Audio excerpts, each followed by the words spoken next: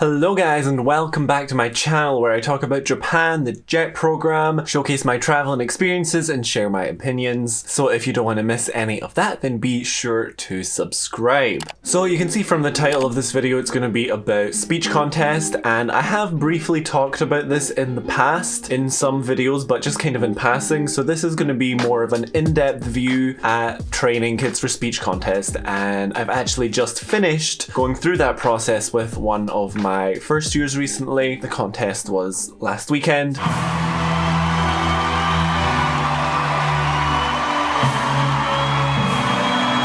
It was a great experience as usual, so I just thought I would share my tips and advice, my experiences, my mistakes, in case A, you're interested, and B, in case you're ever in that position and you don't really know what you're doing because you've never trained someone for a speech contest before. Because they don't train you to train the student, let me tell you that. I have no idea what I'm doing, but I know I'm doing it really, really well.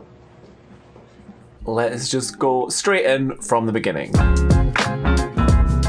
The content of my student's speech was very personal to her, and I don't feel like it's my place to share that anywhere, so I will not be talking about anything that was in her speech, but that's not really super relevant anyway to the process, so I hope you guys understand. Also, comment any advice you have below as well, because, you know, this is only the second time I've done this. So last year was the first time I was involved in speech contest, and also the first time anyone at my school took part.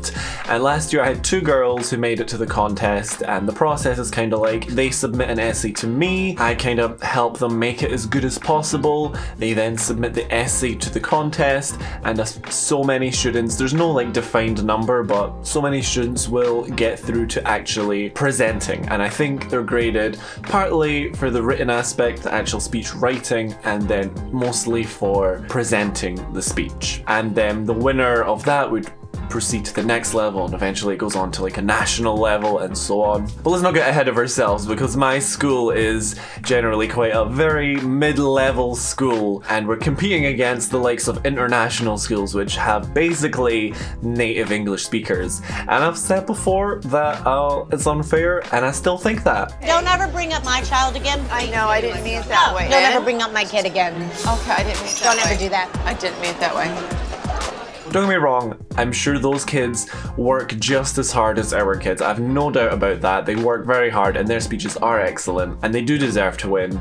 They just have like a better starting point, you know? So yeah, last year I was working with two girls. They did an excellent job given my advice, but as I said, I didn't really know how to train people for that, and I had regrets. I basically spent the majority of the time really focusing on pronunciation, and their pronunciation improved vastly. Don't get me wrong, like it was on point for them. But then when we got to the contest and I could see what it was all about, the students going up before them had like mad gestures, super enthusiastic. The best is yet to come! Even though my girls improved their pronunciation so much, compared to like the native speakers and stuff, or the international kids, it still just was very much Japanese pronunciation. I was very happy with their final reading of their speech, but I was like, okay, next year I'm gonna do things different, and I did. So this year we had 3 girls take part, 2 second years and a first year, but actually only the first year girl got through to the final part of the contest, which is unfortunate, especially because you don't actually find out who gets through to the contest until maybe a month before, so you really have to start training, practicing the speech and stuff before that. And the 2 girls that didn't get through, they did, even in the short time we were practicing for, they did improve a lot and they did clearly put a lot of work into it. But I think partly it's to do with subject matter, because for example, one girl chose to write about the environment, and personally I think that's a very boring topic to give a speech on. It was very factual in the beginning and I tried to jazz it up and stuff and make it more interesting, but it just wasn't interesting enough, unfortunately. But the girl who got through was a first year, and I'm surprised the first year even entered. Her speech was very personal, it was very authentic and genuine, and I had to help her a lot with the English aspect of it, but it was a good starting point. She is one of the hardest working students I've ever met. Any direction I gave her, she took on board straight away. She clearly was working very hard at home and so on. So this time I chose not to focus on pronunciation. If there was any major things, I obviously worked on it, but for the most part I let small things slide and I focused much more on emotions. And especially given the nature of the topic, I was like, this is an emotional speech. You have to show emotions or it's not going to work.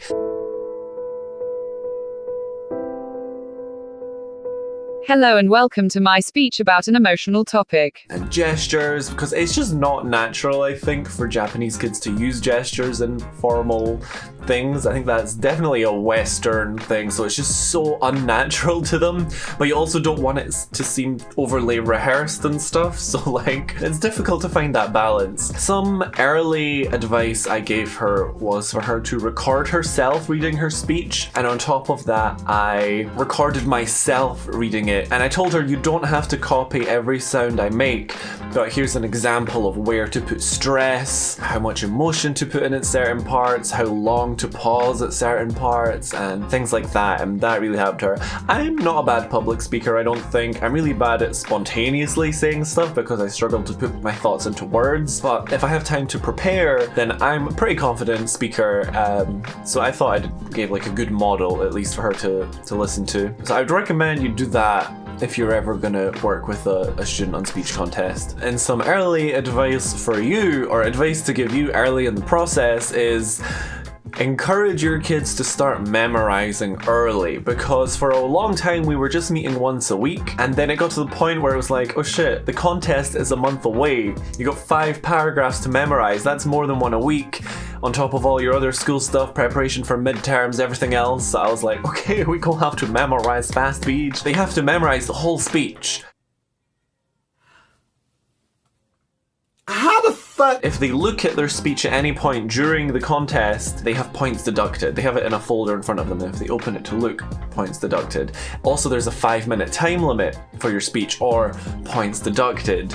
And ours was very cutting it close to 5 minutes. So if she forgot parts and had to really think for periods of time, she was going to go over that 5 minutes. So memorization from the beginning, encourage it. Encourage that shit. You put in the work in the beginning and it pays off later when it's not as stressful. Other things that I did to help my student prepare: the 2 girls who took part last year, I had them come and listen to her give the speech, and then I left them alone for 5 minutes just to chat, because I couldn't give any sort of advice to those 2 kids as to what to expect at the contest. What the fuck is going on in here on this day? So they went into that blind, but you know, they've had that experience and they can share, you know, what was difficult, what was unexpected, surprising, and so on, and give that advice to her, which I think helped a lot. I don't really know what they said because I just left them to it so they could speak in Japanese. I mentioned to a JTE, oh, can you get a few teachers to come and listen to her, just so she has like a wee small audience? And that JT really went above and beyond, and she gave an announcement to the entire staff room in the morning meeting one day saying, okay, on this day at this time after school, we're going to be practicing with like as many of you to come as possible and give some feedback and stuff. So we had really a full audience of adults, all who had feedback sheets and were giving like scores and comments and stuff. Obviously they don't all speak English, but they can comment on other things like confidence and emotion and gestures and all that stuff. That's a very intimidating situation. I think it's more intimidating than the actual contest, because that's strangers you're talking to. Here it's all the people above you that you see every day and stuff. So she was so nervous for that. I was nervous for her, but I think it was excellent experience to have, because it really helps get out all those nerves, or at least gives you a chance to practice doing it in a very nerve-wracking situation, you know? Okay, and I'm real nervous right now. Okay. And I struggle personally to give negative feedback to kids when I know they're working hard, especially towards the end when we'd meet. She was mostly pretty good, so I just kept being like, yeah, that's great. Brilliant, incredible, amazing, show-stopping, spectacular. But then when those teachers watched it, I guess it helped having a fresh set of eyes. I'd been watching the changes so gradually as well, so it was difficult for me to notice certain things. So there's another tip: get other people just for that reason alone. Yeah, immediately after she did it to the teachers, she had people coming up to her being like, okay, so you need to have more general eye contact, more and they all were like, it's good, here's what you need to do. And just, yeah, it really helps to have those fresh sets of eyes and get all those nerves out. That's pretty much all of the preparations I did with her.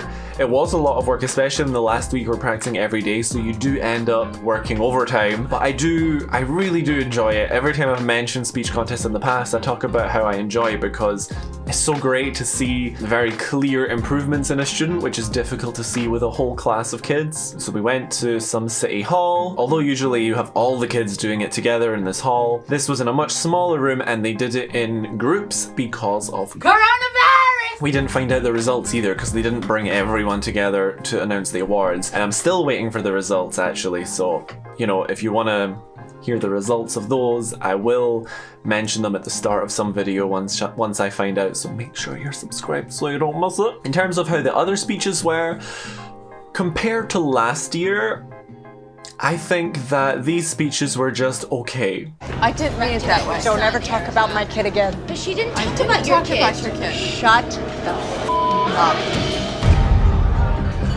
Don't ever talk about my kid again. Okay, we're okay. But just last year, I remember there were some speeches which made me genuinely emotional. One of the speeches was from a kid talking about being LGBT, and that was actually the speech that kind of inspired me to make my being LGBTQ+ in Japan video, which if you haven't seen, I recommend you watch that. You can click right here to see it. So yeah, I went in with really high expectations, and I don't know if last year was a particularly good year, or if just there were just as many really good speeches this year, but in different groups. The students who presented in my students group were the only ones I saw, so I only saw like a third of the speeches. I am excited to hear the results, to get some feedback of what the judges thought and stuff. I think she did an absolutely fantastic job. I was so proud of her, and just the whole experience was so rewarding, and really I highly recommend that you get involved at your school if the opportunity ever arises to do something like that. My favorite part of the job, to be honest. So yeah, as I say, do subscribe so you don't miss the results of the speech contest. And don't forget to comment below any advice that you have, or if you think any of the advice I gave was maybe not so good.